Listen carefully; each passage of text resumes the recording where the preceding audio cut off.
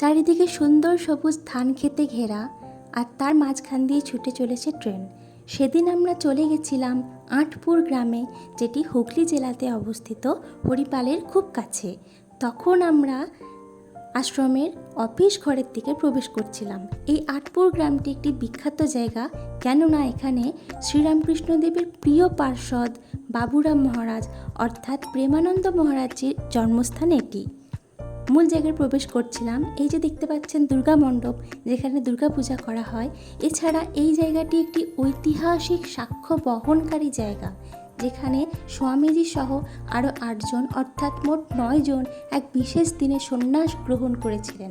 তারই চিত্র খচিত আছে দেওয়ালে, দেখতে পাচ্ছেন। তারপর আমরা ভেতরের দিকে প্রবেশ করছিলাম, যেখানে বলা হয় শ্রী শ্রীমা সারদা দেবী এখানে এসেছেন এবং এখানে থেকেছেন। দেখুন, আপনাদের চারিদিকটা ঘুরিয়ে দেখাচ্ছি।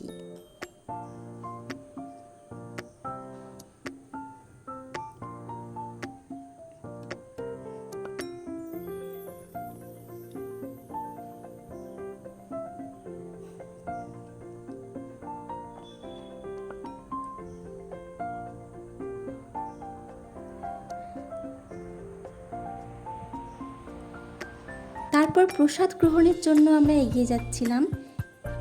প্রসাদ গ্রহণের জন্য অবশ্যই একটি কুপন কেটে নিতে হয়। এই যে দেখুন, আমরা প্রসাদ নেওয়ার জন্য প্রস্তুত।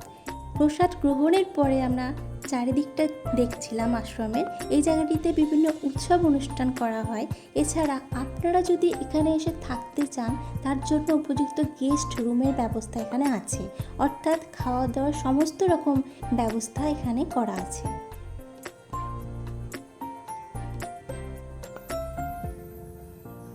সারাদিন বেশ ভালোই কাটলো। তারপর আবার সেই সুন্দর পরিবেশ, সুন্দর সবুজ ধান ক্ষেতের মধ্য দিয়ে আমরা বাড়ি ফিরে যাচ্ছিলাম। Thank you for watching.